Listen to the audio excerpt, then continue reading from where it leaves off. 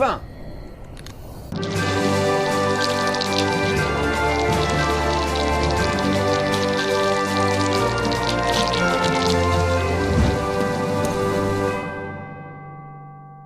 Bonsoir et bienvenue au club des explorateurs de l'imaginaire ludique. On pourrait croire que tout a déjà été fait en matière de médiéval fantastique et autres fantaisies héroïques. C'était compté sans l'imagination légendaire du Grumpf qui propose avec Oltré un concept aussi original qu'intrigant, un jeu de rôle participatif dans un monde ouvert émergent. De quoi s'agit-il exactement? Eh bien pour le savoir, il nous faut nous enrôler au sein de la patrouille. L'univers d'Oltré est immédiatement familier et pourtant il n'a de limite que celle de l'imagination du maître et de ses joueurs. Imaginez un monde fantastique peuplé d'humains et de fées, cette dernière appellation regroupant tant les différentes variantes d'elfes et de nains que les créatures plus hostiles comme les orques, hobgoblins et autres trolls.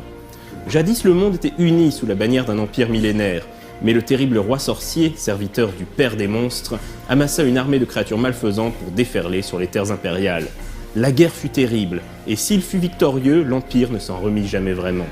Cette fière nation se morcela en une multitude de royaumes antagonistes, séparés par une nature devenue sauvage et hantée par des monstres en maraude. Ce fut le début d'un nouvel âge sombre. Mais une lueur d'espoir continue de briller dans les ténèbres, car si l'Empire n'est plus, il est des âmes courageuses qui continuent de se battre pour défendre les braves gens contre les hordes de monstres et de pillards. Leur cri de ralliement « Oltré » apporte la promesse de lendemain meilleur. Ce sont les patrouilleurs. Perpétuant les traditions de jadis, le corps des patrouilleurs continue inlassablement sa mission. Protéger les habitants de l'ancien empire, explorer les zones sauvages, rétablir les liens entre les communautés, combattre les monstres et retrouver les anciens trésors de l'empereur. En dehors de ces grandes lignes, le monde d'Oltré n'a pas de carte prédéfinie, pas de royaume ou de faction déjà écrit. Le maître de jeu et les joueurs vont créer le monde au fur et à mesure qu'ils s'y aventurent. Les membres de la patrouille peuvent appartenir à l'une des 8 peuplades du monde d'Oltré, 4 peuplades humaines, 2 peuplades elfes et 2 peuplades naines. Les humains sont répartis entre impériaux, citadins, norrois et cavaliers. Les elfes appartiennent soit à l'ethnie des Schides, grands et diaphanes, ou à celle des chevaucheurs, trapus et sauvages. Du côté des nains, on distingue les longues barbes, industrieux, travailleurs et conservateurs, et les nez de cuir, venus de l'Est lointain, au sujet desquels on ne sait pas grand-chose et dont on se méfie.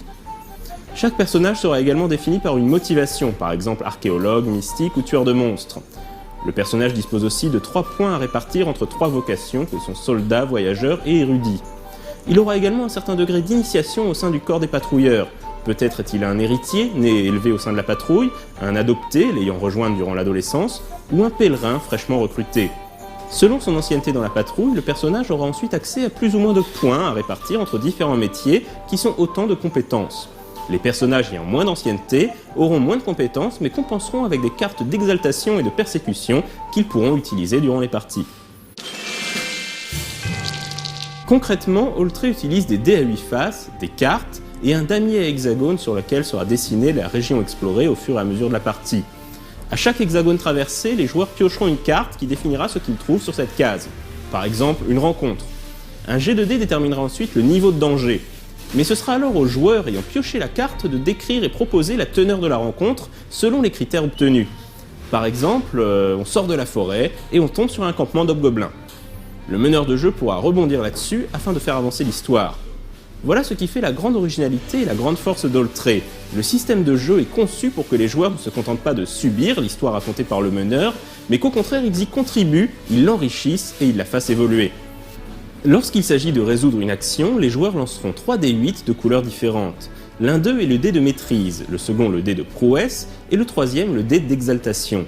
Le joueur lance ces 3 dés et ajoute les résultats des dés de maîtrise et de prouesse, auxquels il additionne la valeur de la vocation appropriée et, le cas échéant, du métier sollicité.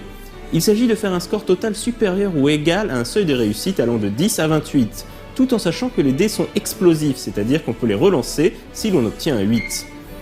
Et le dé d'exaltation dans tout ça, eh bien il pourra être échangé avec l'un des 2 autres dés pour obtenir un meilleur résultat. A noter toutefois que la valeur indépendante des dés a aussi son importance. Il s'agit en effet de faire le plus gros score possible sur son dé de maîtrise, qui détermine la qualité de la réussite, et le plus petit score possible sur son dé de prouesse, afin d'obtenir des bonus. On dit comme ça, c'est probablement un peu confus, mais en jeu c'est vraiment d'une très grande simplicité. Il est également possible de jouer des cartes d'exaltation et de persécution. Les cartes d'exaltation contiennent soit des effets uniques si le personnage appartient à une certaine race ou motivation, ou bien peuvent être sacrifiées pour relancer un jet de dés. Quant aux cartes de persécution, elles apportent un effet négatif, mais permettent à la patrouille de piocher davantage de cartes d'exaltation. Les cartes et les prouesses amèneront souvent les joueurs à participer à la narration en décrivant eux-mêmes les péripéties et avantages qui se présentent à eux. Oltré est un jeu innovant, à la simplicité et à la dynamique rafraîchissante. Son système de jeu rappelle un peu les livres dont vous êtes le héros de jadis, et en faisant participer l'ensemble de la table à la narration et la création du monde, il permet de vivre une expérience de jeu de rôle vraiment unique. Impossible de ne pas non plus mentionner le style graphique du jeu, épuré et élégant, qui évoque les manuscrits et enluminures de jadis. Une fois de plus, le Grumpf signe un jeu aussi original que réussi, comme il en a le secret. Quant à moi, je vous dis à dans 2 semaines, et d'ici là, jouez bien!